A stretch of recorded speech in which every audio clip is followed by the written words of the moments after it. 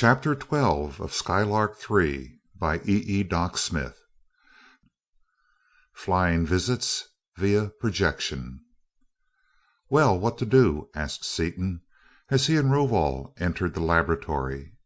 "Tear down this fourth order projector and tackle the big job? I see the lens is here, on schedule, so we can hop right into it." "We shall have further use of this mechanism.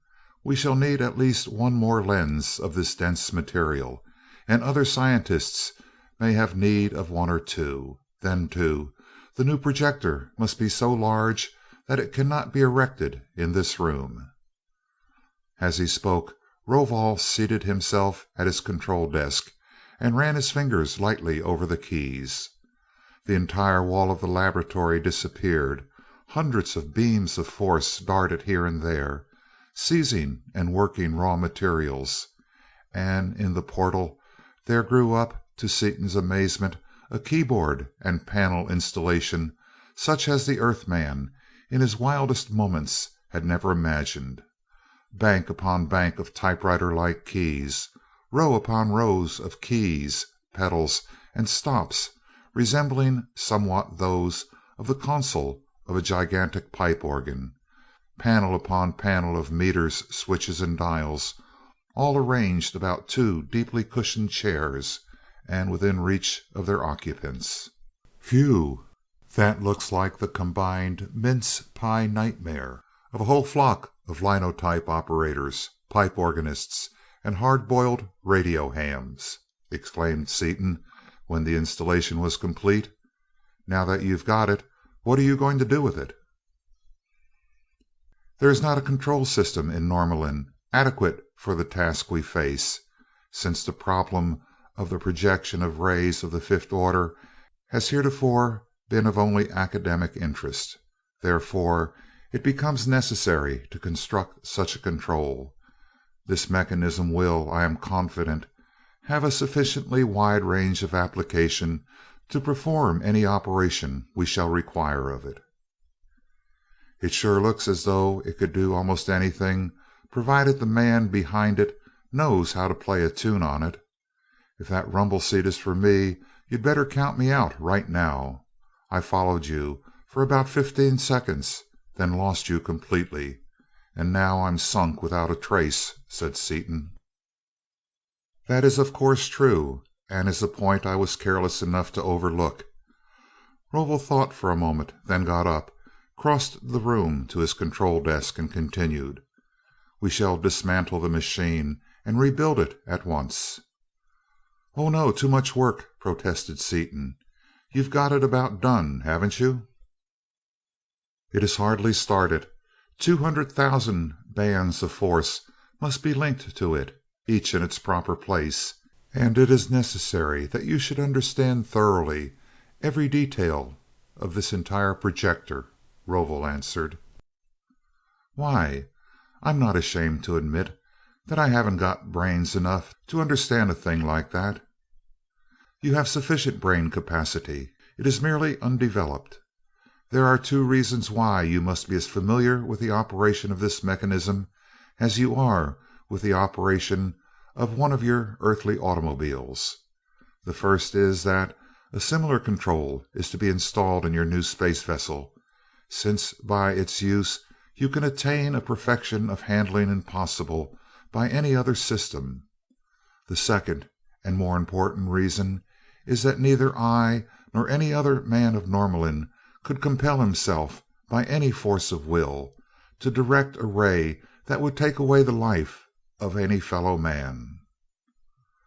While Rovol was speaking, he reversed his rays, and soon the component parts of the new control had been disassembled and piled in orderly array about the room. Never thought of that. It's right, too," mused Seaton. "How are you going to get it into my thick skull? With an educator?" "Exactly." And Rovol sent a beam of force after his highly developed educational mechanism. Dials and electrodes were adjusted, connections were established, and the beams and pencils of force began to reconstruct the great central controlling device. But this time, instead of being merely a bewildered spectator, Seaton was an active participant in the work. As each key and meter was wrought and mounted, there were indelibly impressed upon his brain the exact reason for and function of the part, and later, when the control itself was finished and the seemingly interminable task of connecting it up to the outboard force bands of the transformers had begun, he had a complete understanding of everything with which he was working, and understood all the means by which the ends he had so long desired were to be attained. For to the ancient scientist the tasks he was then performing were the merest routine, to be performed in reflex fashion, and he devoted most of his attention to transferring from his own brain to that of his young assistant as much of his stupendous knowledge as the smaller brain of the terrestrial was capable of absorbing. More and more rapidly as the work progressed, the mighty flood of knowledge poured into Seaton's mind. After an hour or so, when enough connections had been made so that the automatic forces could be so directed as to finish the job, Rovol and Seaton left the laboratory and went into the living room. As they walked, the educator accompanied them, borne upon its beam of force. "Your brain is behaving very nicely indeed," said Rovol. "Much better than I would have thought possible from its size. In fact, it may be possible for me to transfer to you all the knowledge I have, which might be of use to you. That is why I took you away from the laboratory. What do you think of the idea?" "Our psychologists have always maintained that none of us ever used more than a minute fraction of the actual capacity of his brain," Seaton replied after a moment's thought. "If you think you can give me even a percentage of your knowledge without killing me, go to it. I'm for it, strong."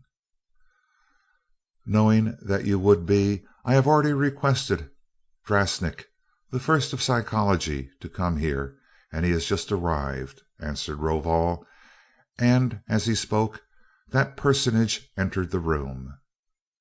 When the facts had been set before him, the psychologist nodded his head. "That is quite possible," he said with enthusiasm, "and I will be only too glad to assist in such an operation." "But listen," protested Seaton. "You'll probably change my whole personality. Rovol's brain is 3 times the size of mine." "Tut, tut, nothing of the kind," DuQuesne reproved him. "As you have said, you are using only a minute portion of the active mass of your brain. The same thing is true with us. Many millions of cycles would have to pass before we would be able to fill the brains we now have." "Then why are your brains so large?" "Merely a provision of nature, that no possible accession of knowledge shall find her storehouse too small," replied DuQuesne positively. "Ready?" All three donned the headsets, and a wave of mental force swept into Seaton's mind, a wave of such power that the terrestrial's every sense wilted under the impact. He did not faint, he did not lose consciousness, he simply lost all control of every nerve and every fiber as his entire brain passed into the control of the immense mentality of the first of psychology, and became a purely receptive, plastic medium upon which to impress the knowledge of the aged physicist. Hour after hour the transfer continued, Seaton lying limp as though lifeless, the two Norlaminians tense and rigid, every faculty concentrated upon the ignorant virgin brain exposed to their gaze. Finally the operation was complete, and Seaton, released from the weird hypnotic grip of that stupendous mind, gasped, shook himself, and writhed to his feet. "Great cat!" he exclaimed, his eyes wide with astonishment. "I wouldn't have believed there was as much to know in the entire universe as I know right now, and I know it as well as I ever knew elementary algebra. Thanks, fellows, a million times. But say, did you leave any open spaces for more?" In one way, I seem to know less than I did before. There's so much more to find out. Can I learn anything more, or did you fill me up to capacity?" The psychologist, who had been listening to the exuberant youth with undisguised pleasure, spoke calmly. "The mere fact that you appreciate your comparative ignorance shows that you are still capable of learning.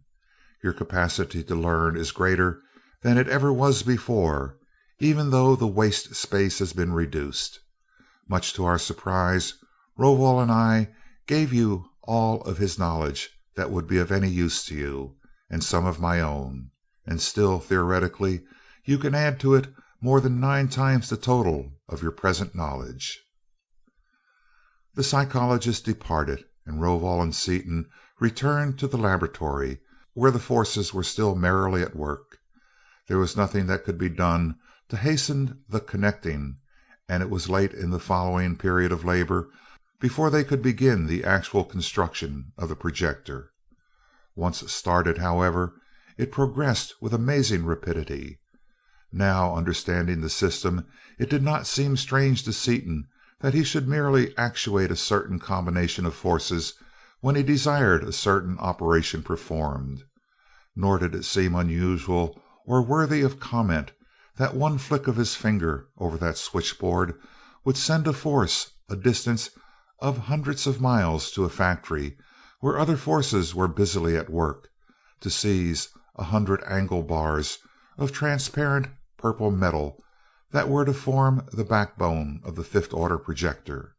Nor did it seem peculiar that the same force, with no further instruction, should bring these 100 bars back to him in a high loop through the atmosphere, should deposit them gently in a convenient space near the site of operations, and then should disappear as though it had never existed.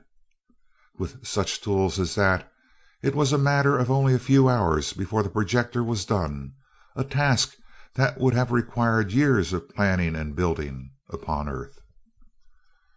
250 feet it towered above their heads, a tubular network of braced and latticed bars of purple metal, 50 feet in diameter at the base, and tapering smoothly to a diameter of about 10 feet at the top, built of a metal thousands of times as strong and hard as steel.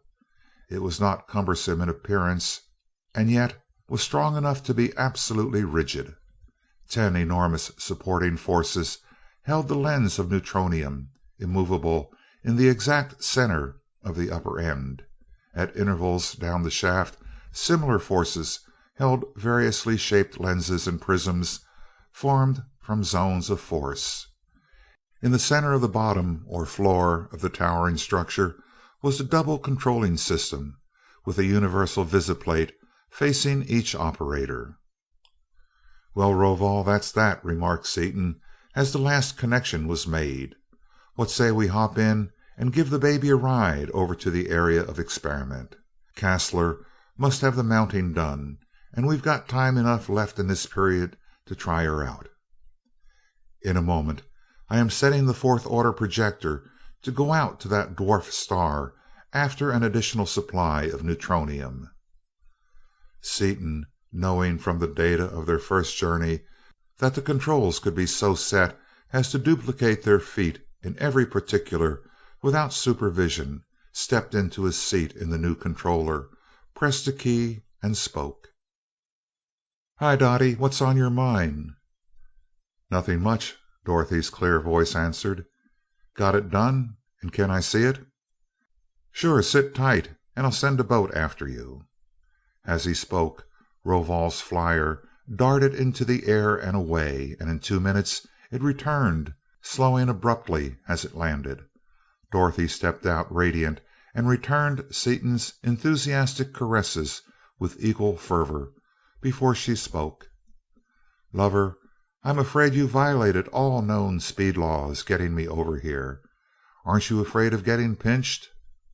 "Nope, not here. Besides, I didn't want to keep Rovol waiting. We're all ready to go. Hop in here with me. This left hand control's mine." Rovol entered the tube, took his place, and waved his hand. Seaton's hands swept over the keys, and the whole gigantic structure wafted into the air. Still upright, it was borne upon immense rods of force toward the area of experiment, which was soon reached. Covered as the area was with fantastic equipment, there was no doubt as to their destination, for in plain sight, dominating all the lesser instruments, there rose a stupendous telescopic mounting, with an enormous hollow tube of metallic lattice work which could be intended for nothing else than their projector.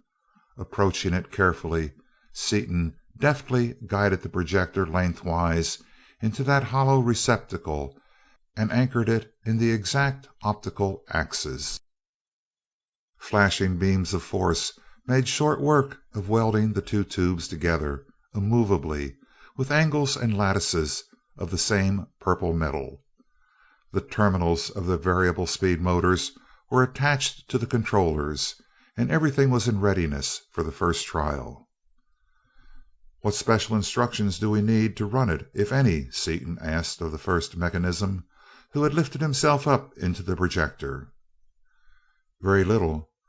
This motor governs the hour motion, that one the right ascension.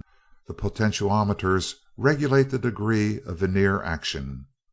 Any ratio is possible, from direct drive up to more than 100,000,000 complete revolutions of that graduated dial to give you 1 second of arc. Plenty fine, I'd say. Thanks a lot, Ace. Whither away, Rovol? Any choice?" "Anywhere you please, son, since this is merely a tryout." "Okay, we'll hop over and tell Dunark hello." The tube swung around into line with that distant planet, and Seaton stepped down hard upon a pedal.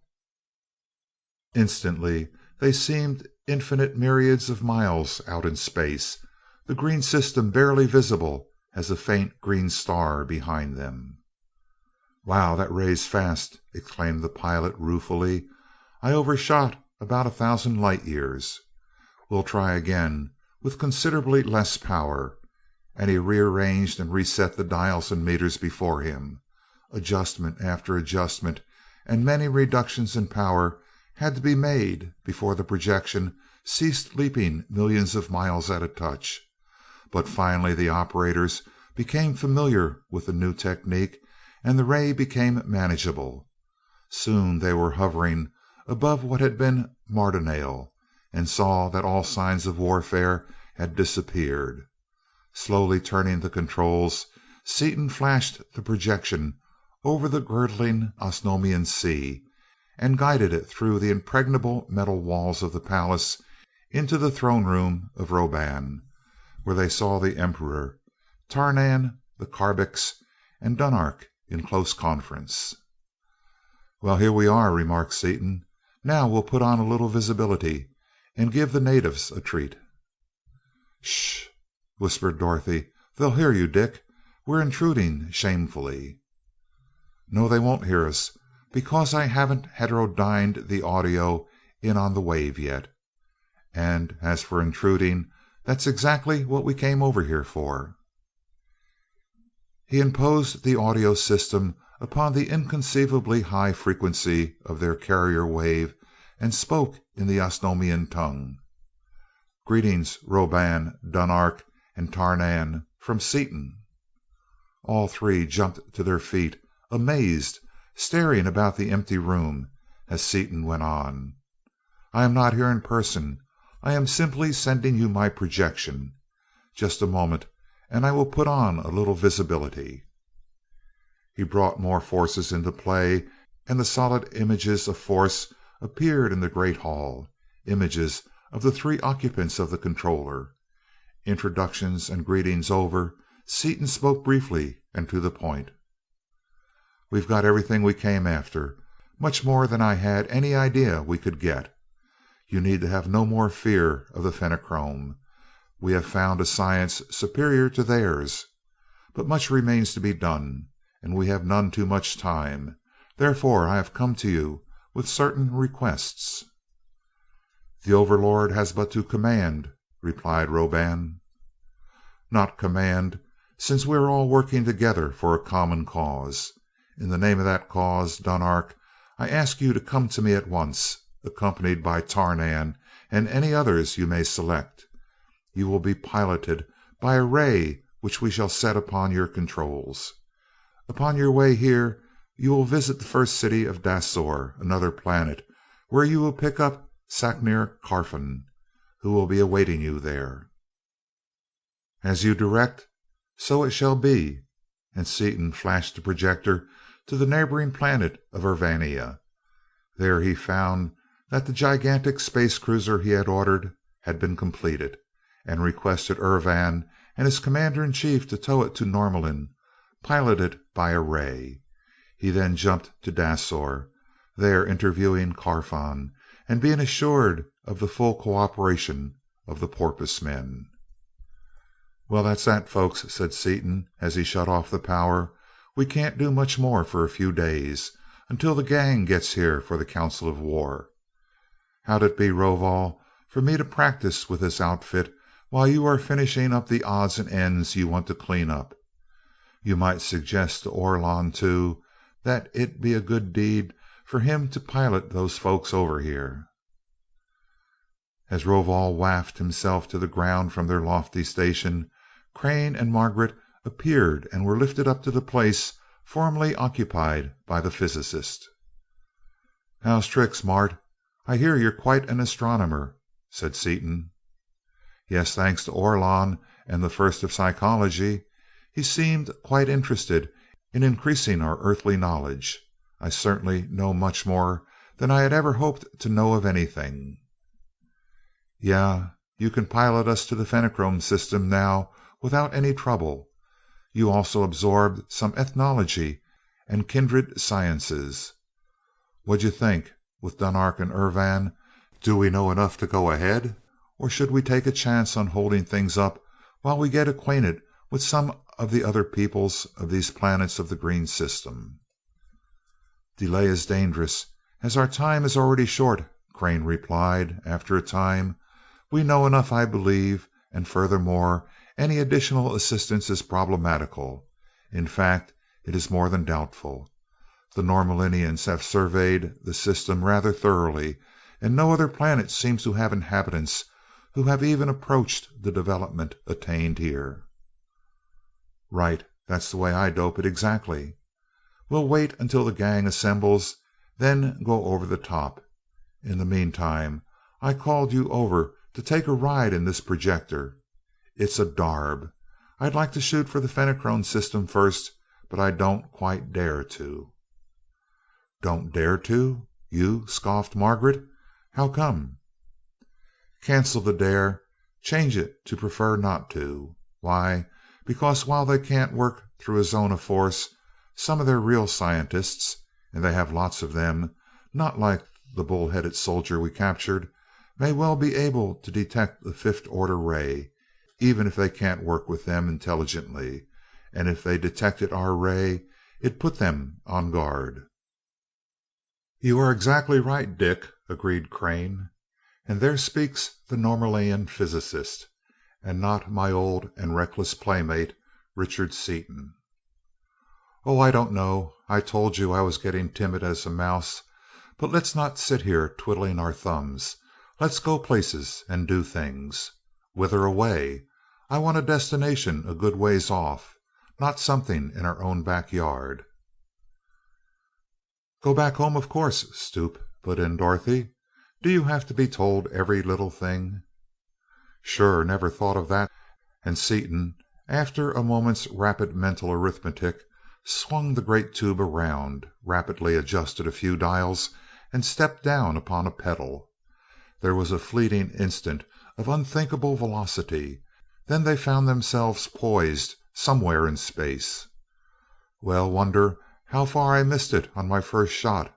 Seaton's crisp voice broke the stunned silence. "Guess that's our sun over to the left, ain't it, Mart?" "Yes, you were about right for distance, and within a few tenths of a light year laterally. That is fairly close, I should have said." Rotten for these controls, except for the effect of relative proper motions, which I can't calculate yet for lack of data. I should be able to hit a gnat right in the left eye at this range, and the difference in proper motions couldn't have thrown me off more than a few 100 feet. No, I was too anxious, hurried too much on the settings of the slow verniers. I'll snap back and try it again. He adjusted the verniers very carefully and again threw on the power. Again there was the sensation of the barest perceptible moment of unimaginable speed, and they were in the air some 50 feet above the ground of Crane Field, almost above the testing shed. Seaton rapidly adjusted the variable speed motors until they were perfectly stationary relative to the surface of the earth. "You are improving," commended Crane. "Yes, that's more like it. Guess maybe I can learn in time to shoot this gun. Well, let's go down."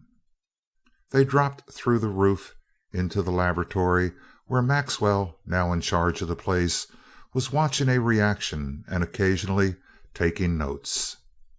"Hi, Max," Seaton speaking on a television. "Got your range?" "Exactly, Chief. Apparently I can hear you perfectly, but can't see anything." Maxwell stared about the empty laboratory. "You will in a minute. I knew I had you, but didn't want to scare you out of a year's growth," and Seaton thickened the image until they were plainly visible. "Please call Mr. Vaneman on the phone and tell him you're in touch with us," directed Seaton as soon as greetings had been exchanged. "Better yet, after you've broken it to them gently, Dot can talk to them. Then we'll go over and see 'em." The connection established, Dorothy's image floated up to the telephone and apparently spoke. "Mother, this is the weirdest thing you ever imagined. We're not really here at all, you know. We're actually here in Norlamin. No, I mean Dick's just sending a kind of talking picture of us to see you on Earth here. Oh no, I don't know anything about it. It's like a talkie sent by radio, only worse, because I'm saying this myself right now without any rehearsal or anything. We didn't want to burst in on you without warning, because you'd be sure to think you were seeing actual ghosts, and we're not dead the least bit. We're having the most perfectly gorgeous time you ever imagined. Oh, I'm so excited I can't explain anything, even if I knew anything about it to explain. We'll all four of us be over there in about a second and tell you all about it. Bye." Indeed, it was even less than a second. Mrs. Vaneman was still in the act of hanging up the receiver when the image materialized in the living room of Dorothy's girlhood home. "Hello, Mother and Dad." Seaton's voice was cheerful but matter of fact. "I'll thicken this up so you can see us better in a minute, but don't think that we're flesh and blood. You'll see simply three-dimensional talking pictures of ourselves, transmitted by radio." For a long time Mr. and Mrs. Vaneman chatted with the four visitors from so far away in space, while Seaton gloried in the working of that marvelous projector. "Well, our time's about up," Seaton finally ended the visit. "The quitting whistle's going to blow in 5 minutes, and they don't like overtime work here where we are. We'll drop in and see you again, maybe, sometime before we come back." "Do you know yet when you are coming back?" asked Mrs. Vaneman. "Not an idea in the world, Mother, any more than we had when we started. But we're getting along fine, having the time of our lives, and are learning a lot besides. So long." And Seaton clicked off the power. As they descended from the projector and walked toward the waiting airboat, Seaton fell in beside Rovol. "You know they've got our new cruiser built of Dagal, and are bringing it over here. Dagal's good stuff, but it isn't as good as your purple metal, inoson, which is the theoretical ultimate in strength possible for any material possessing molecular structure. Why wouldn't it be a sound idea to flash it into inoson when it gets here?" That would be an excellent idea, and we shall do so. It also has occurred to me that Cassler of mechanisms, Astron of energy, Satrazon of chemistry, myself, and one or two others should collaborate in installing a very complete fifth order projector in the new Skylark, as well as any other equipment which may seem desirable.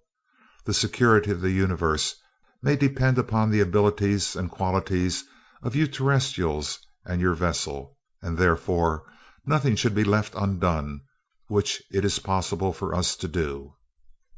"You chirped something then, old scout. Thanks. You might do that, while I attend to such preliminaries as wiping out the Fenachrone fleet."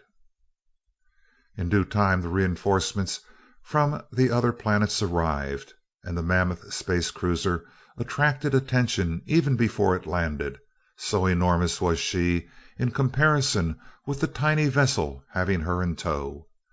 Resting upon the ground, it seemed absurd that such a structure could possibly move under her own power. For 2 miles that enormous mass of metal extended over the countryside, while it was very narrow for its length. Still its 1,500 feet of diameter dwarfed everything nearby.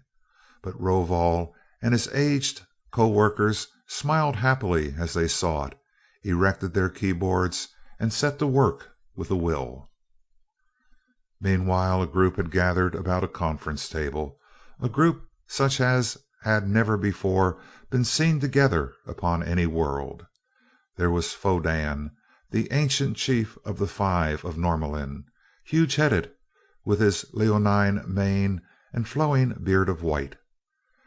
There were Dunark and Tarnan of Osnome, and Urvan of Urvania, smooth-faced and keen, utterly implacable and ruthless in war.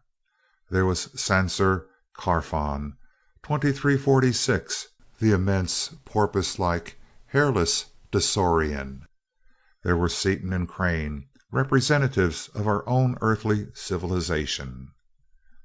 Seaton opened the meeting by handing each man a headset and running a reel showing the plans of the Fenachrone, not only as he had secured them from the captain of the marauding vessel, but also everything the first of psychology had deduced from his own study of that inhuman brain. He then removed the reel and gave them the tentative plans of battle. Headsets removed, he threw the meeting open for discussion, and discussion there was in plenty. Each man had ideas, which were thrown upon the table and studied, for the most part calmly and dispassionately. The conference continued until only one point was left, upon which argument waxed so hot that everyone seemed shouting at once. "Order!" commanded Seaton, banging his fist upon the table. "Osnome and Urvania wish to strike without warning. Norlamin and Dasor insist upon a formal declaration of war. Earth has the deciding vote. Mart, how do we vote on this?" "I vote for formal warning, for 2 reasons, one of which I believe will convince even Dunark. First, because it is the fair thing to do, which reason is, of course, the one actuating the Norlaminians, but which would not be considered by Osnome, nor even remotely understood by the Fenachrone. Second, I am certain that the Fenachrone will merely be enraged by the warning, and will defy us. Then, what will they do? You have already said that you have been able to locate only a few of their exploring warships. As soon as we declare war upon them, they will almost certainly send out torpedoes to every one of their ships of war. We can then follow the torpedoes with our rays, and thus will be enabled to find and to destroy their vessels." "That settles that," declared the chairman, as a shout of agreement arose. "We shall now adjourn to the projector and send the warning. I have a ray upon the torpedo announcing the destruction by us of their vessel, and that torpedo will arrive at its destination in less than an hour. It seems to me that we should make our announcement immediately after their ruler has received the news of their first defeat." In the projector, where they were joined by Rovol, Orlon, and several others of the various firsts of Norlamin, they flashed out to the flying torpedo, and Seaton grinned at Crane as their fifth order carrier beam went through the far flung detector screens of the Fenachrone without setting up the slightest reaction. In the wake of that speeding messenger they flew through a warm, foggy, dense atmosphere, through a receiving trap in the wall of a gigantic conical structure, and on into the telegraph room. They saw the operator remove spools of tape from the torpedo and attach them to a magnetic sender, heard him speak. "Pardon, Your Majesty, we have just received a first-degree emergency torpedo from flagship Y427W of Fleet 42, in readiness." "Put it on, here in the council chamber," a deep voice snapped. "If he's broadcasting it, we're in for a spell of hunting," Seaton remarked. "Nope, he's putting it on a tight beam. That's fine. We can chase it up," and with a narrow detector beam he traced the invisible transmission beam into the council room. "Funny, this place seems awfully familiar. I swear I'd seen it before, lots of times. Seems like I've been in it more than once," Seaton remarked, puzzled, as he looked around the somber room with its dull paneled metal walls covered with charts, maps, screens, and speakers, and with its low, massive furniture. "Oh, sure, I'm familiar with it from studying the brain of that Fenachrone captain. Well, while his nibs is absorbing the bad news, we'll go over this once more. You, Carfon, having the biggest voice of any of us ever heard uttering intelligible language, are to give the speech. You know about what to say. When I say go ahead, do your stuff. Now, everybody else, listen. While he's talking, I've got to have audio waves heterodyned both ways in the circuit, and they'll be able to hear any noise any of us make. So all of us, except Carfon, want to keep absolutely quiet, no matter what happens or what we see. As soon as he's done, I'll cut off the audio sending and say something to let you know we're off the air. Got it?" "One point has occurred to me about handling the warning," boomed Carfon. "If it should be delivered from apparently empty air directly at those we wish to address, it would give the enemy an insight into our methods, which might be undesirable." "Never thought of that. It sure would, and it would be undesirable," agreed Seaton. "Let's see. We can get away from that by broadcasting it. They have a very complete system of speakers, but no matter how many private band speakers a man may have, he always has one on the general wave, which is used for very important announcements of wide interest. I'll broadcast you on that wave, so that every general wave speaker on the planet will be energized. That way it'll look as if we're shooting from a distance. You might talk accordingly." "If we have a minute more, there's something I would like to ask," Dunark broke the ensuing silence. "Here we are, seeing everything that is happening there. Walls, planets, even suns do not bar our vision because of the fifth order carrier wave. I understand that partially, but how can we see anything there? I always thought that I knew something about rays, but I see that I do not. The light rays must be released or deheterodyned close to the object viewed, with nothing opaque to light intervening. They must then be reflected from the object seen, must be gathered together, again heterodyned upon the fifth order carrier, and retransmitted back to us. And there is neither receiver nor transmitter at the other end. How can you do all that from our end?" "We don't," Seaton assured him. "At the other end there are all the things you mentioned and a lot more besides.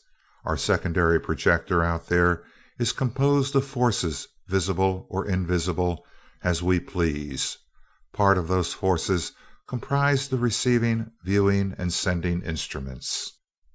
They are not material, it is true, but they are nevertheless fully as actual, and far more efficient than any other system of radio, television, or telephone in existence anywhere else. It is force, you know, that makes radio or television work. The actual copper, insulation, and other matter serve only to guide and to control the various forces employed. The Normalinian scientists have found out how to direct and control pure forces without using cumbersome and hindering material substance." He broke off as the record from the torpedo stopped suddenly and the operator's voice came through a speaker. "General Fenachrone, scout ship K3296, patrolling the detector zone, wishes to give you an urgent emergency report. I told them that you were in council with the Emperor, and they instructed me to interrupt it, no matter how important the council may be. They have on board a survivor of the Y427W, and have captured and killed 2 men of the same race as those who destroyed our vessel. They say that you will want their report without an instant's delay." "We do," barked the general, at a sign from his ruler. "Put it on here. Run the rest of the torpedo report immediately afterward." In the projector, Seaton stared at Crane a moment, then a light of understanding spread over his features. "DuQuesne, of course. I'll bet a hat that no other terrestrial is this far from home. I can't help feeling sorry for the poor devil. He's a darn good man gone wrong. But we'd have had to kill him ourselves before we got done with him, so it's probably as well they got him. Pin your ears back, everybody, and watch close.